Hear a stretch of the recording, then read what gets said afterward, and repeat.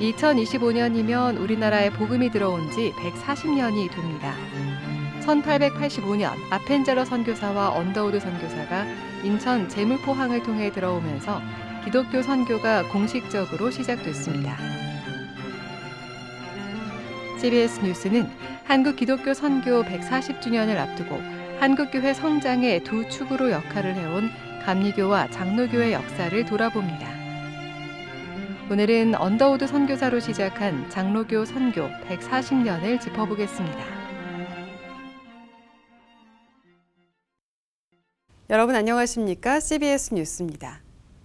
140년 전 복음을 들고 우리나라에 들어온 선교사들의 발걸음으로 오늘날 한국교회가 세워졌습니다. 특히 북미와 호주 등 4개의 장로교회 선교부가 선교사를 파송하면서 이들을 통해 한국 장로교의 기반이 마련됐는데요. 교회 설립은 물론이고 사회 개혁을 이끌었던 초대 장로교회 한국 선교 140년을 바라보면서 장로교로 상징되는 한국교회 역사를 되짚고 오늘날의 시대적 과제도 살펴보겠습니다. 천수연 기자입니다. 장로교 선교사들은 복음 전도와 교회 설립은 물론 교육과 의료 사역을 중심으로 당시 사회 발전과 변화에 큰 영향을 미쳤습니다. 언더우드 선교사는 1887년 장로교회 첫 조직교회인 세문안교회를 시작으로 100여 개의 교회를 세우며 복음화에 앞장섰습니다. 교육에도 관심이 많았던 언더우드는 고아원 성격의 구세학당을 통해 중등교육을 시작했고 이후 경신학교와 연희전문학교로 발전하면서 우리나라 근대 고등교육을 이끌었습니다. 숭실학교도 대표적인 기독교 교육기관으로 기독교 지도자 양성에 기여했습니다. 교육에 있어서는 교회 지도자를 키울 거냐, 사회의 기독교 지도자를 키울 거냐가 큰 두 가지 입장입니다. 그럴 때 교회 위주가 숭실되고 사회의 기독교 지도자를 키우자고 하는 좀 넓은 의미가 연대 입장입니다. 한국인 목회자를 배출하기 위해 신학 교육도 도입했습니다. 지금의 장신대와 총신대의 뿌리인 일명 평양신학교, 대한야소교 장로회 신학교가 1901년 개교해 1907년 7명의 첫 졸업생을 배출했습니다. 한국인 최초의 선교사로 제주에 파송된 이기풍 목사를 비롯해 7명의 초대 목사들은 한국 장로교회의 기반을 다지는 초석이 됐습니다. 다른 지역은 선교사들이 항상 주도권을 갖고 현지인들이 선교사의 말을 들어야 되는데 제주도는 이기풍 목사님이 선교사잖아요. 그래서 한국에 어떤 선교사들도 제주도에서 일할 때는 이기풍 선교사님의 리더십을 인정했어요. 여성들을 위한 교육기관도 설립됐습니다. 서울의 이화학당을 비롯해 광주 수피아 여학교, 부산 일신 여학교 등을 통해 평등과 주체의식을 일깨운 여성들은 사회적 계몽운동에 나서기도 했습니다. 1920년대에 사실 그 절제운동이 시작이 됩니다. 여성운동에서 시작된 것이기도 하지 않습니까? 근데 절제운동의 경우에는 우리가 이제 삼금이라고 얘기합니다. 보통 이제 금주, 금연, 또 금편, 그 당시 아편을 반대하는.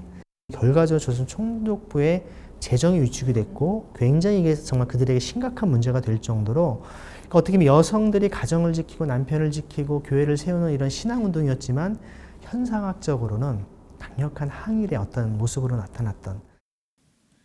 근대 의료도 기독교 선교와 함께 도입됐습니다.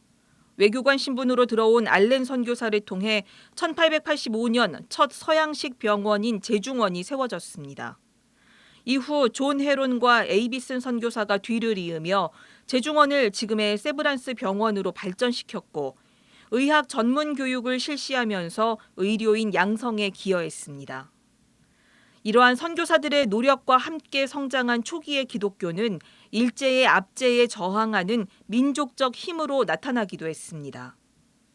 실제로 10여 년 뒤 기독교인들과 교회들이 주도적으로 3.1 만세운동을 이끌었고 이후에도 독립운동을 이어갔습니다. 부흥운동으로부터 시작해서 이제 각성한 민중들이 결국은 3.1운동까지 연결이 되는 거거든요. 이렇게 3.1운동이 단순히 국권회복운동, 독립운동 그 차원이 아니에요. 3.1운동의 더 핵심적인 것은 민권운동입니다. 이런 그 새로운 가치가 기독교적인 가치거든요. 선교사들은 일제의 만행과 우리의 독립운동을 해외에 알리는 역할을 했습니다. 한편 선교사들의 사역은 철저히 연합과 협력 정신 아래에서 이루어졌습니다. 한국 장로교 선교회는 미국과 캐나다, 호주 등 3개 나라 4개 교단이 주로 참여했습니다. 4개 장로교 선교사들은 1893년 공의회를 두고 신학교육과 장로 장립 등에서 하나의 장로교 7위 기구로서 협의해 나갔습니다. 1907년 설립된 한국 독립노회는 선교사들의 연합의 첫 결실이었습니다. 5년 뒤인 1912년 비로소 한국 장로교 총회를 창립함으로써 한국 토착 장로교회 설립을 실현했습니다. 하지만 해방 이후 하나였던 한국 장로교회는 여러 가지 이유로 여러 교단으로 분열을 거듭했습니다. 선교 140주년을 맞이하기에 앞서 한국 장로교단들이 초기 선교사들의 연합과 협력의 정신을 상기해야 하는 이유입니다. 이와 함께 복음이 개인을 넘어 사회의 변화와 민족 독립으로 이어졌던 초기 기독교인들의 신앙 활동을 떠올릴 때 오늘날 한국의 장로교단이 우리 시대에 어떤 사회적 역할과 책임을 다해야 할지 고민할 필요가 있습니다. 교회 안에만 교회를 보는 것이 아니라 교회 밖에 있는 오늘 이 시대와 우리 민족도 우리는 하나님의 뜻을 구하고 또 하나님의 주권 가운데서 하나님과의 그 평화가 샬롬이 이루어져야 된다라고 보는 것이 우리 장로교의 신학과 신앙입니다.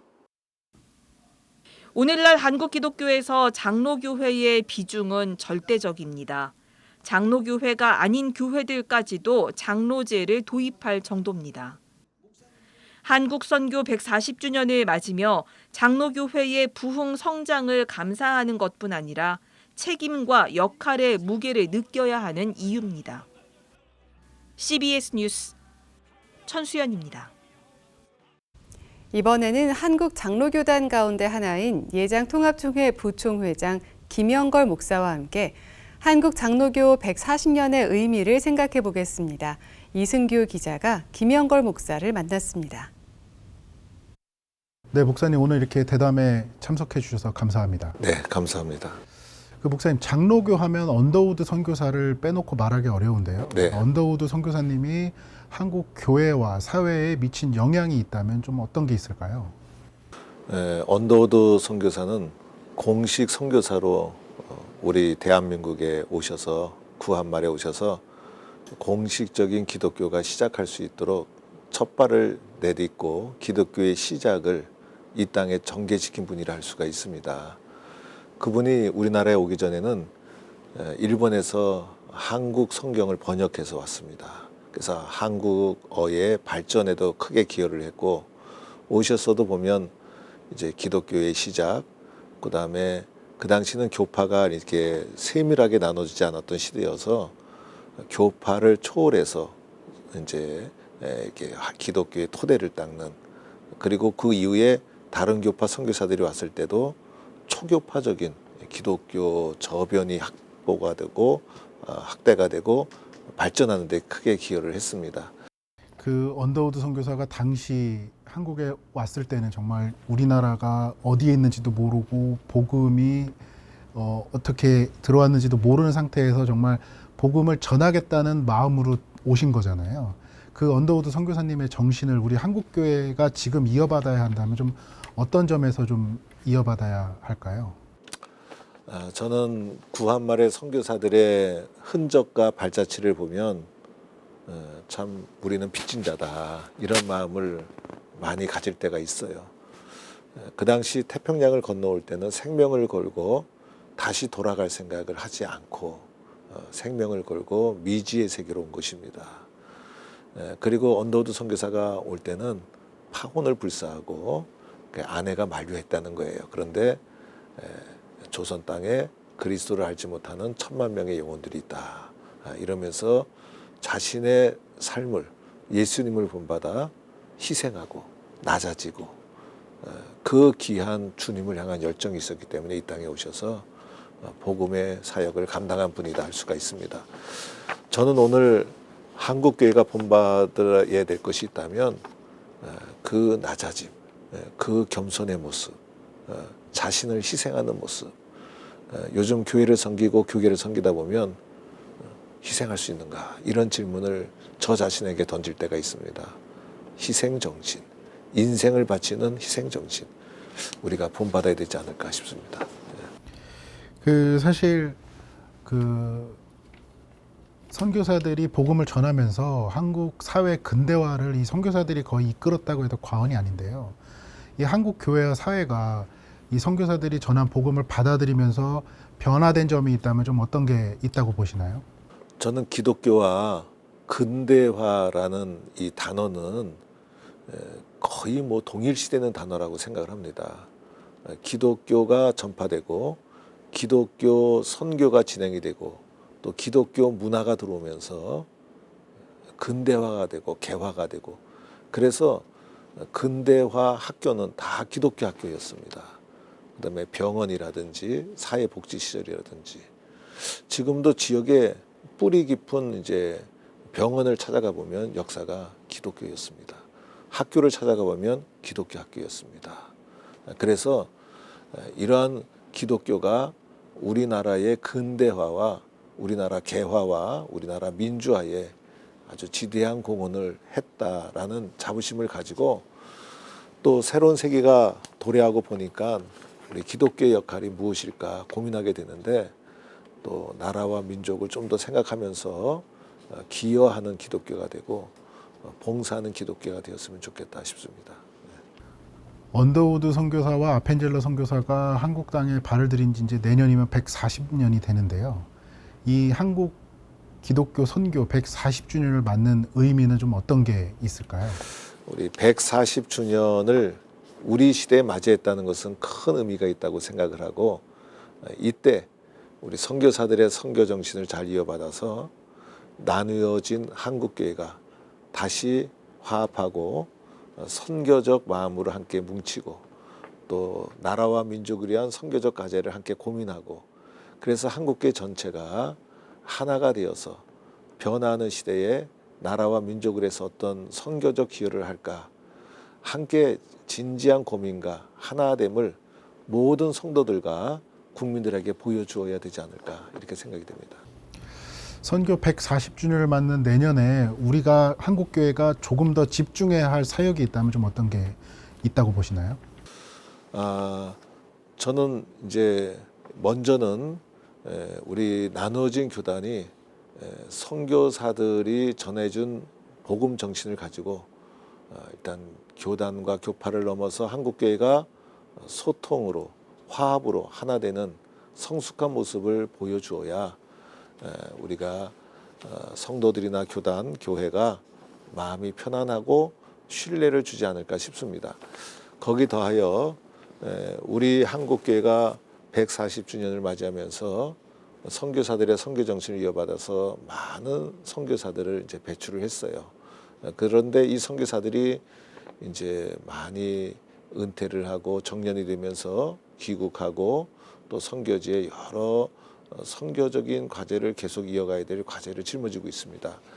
지금이야말로 선교에 대한 새로운 패러다임, 선교에 대한 새로운 고민, 선교에 대한 새로운 마음을 합쳐서 또 새롭게 선교적 사명을 감당하는 진지한 고민이 있어야 될 터인데, 이런 고민을 이게 교단 안에서만 하다 보니까 한계 부닥칠 때가 있어요. 그래서 좀 더 교단과 교단이 소통하고 연합하는 가운데 한국교회가 함께 짊어져야 될 선교적 사명을 마음을 모아가고 정책을 모아가고 방향을 모아가고 이런 작업을 계속해 나가야 되지 않을까 싶습니다.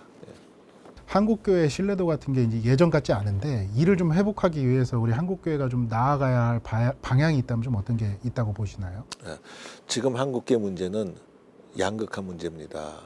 그래서 좌우로 양극화가 되어 있고, 또 가난한 자와 부한 자와의 계층 간의 갈등이 있고, 또 연령별로 세대별로 다양한 갈등 구조가 교회 속에 스며들어와 있는데 교회는 이런 갈등 구조를 하나로 잘 극복을 해 나가야 되는데 교회가 그런 갈등 구조를 극복하지 못하는 그래서 선교적인 장애물로 양극화가 교회 속에 깊이 스며 들어온 다원화된 세상 속에 우리가 살아가고 있습니다.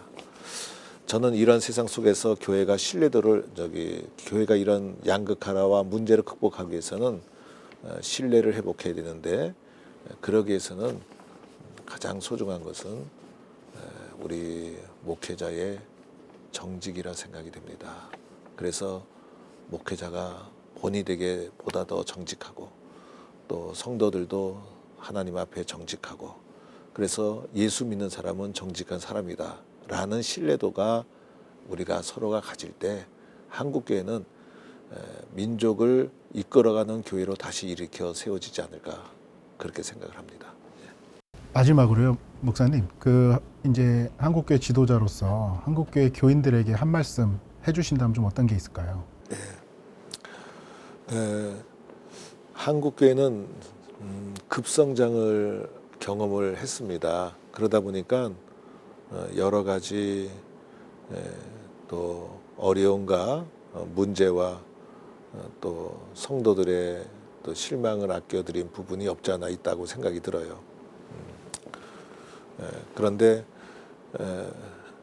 우리 교회를 사랑하는 마음으로 또 예수님을 사랑하는 마음으로 우리가 이 어려운 과정을 좀 더 이겨나가면 우리 목회자들도 제가 만나보면 저를 비롯해서 한국교회를 사랑하고 예수님을 사랑하고 교회를 잘 세우기 위해서 기도하고 노력하고 몸부림치는 분들이 많이 있습니다.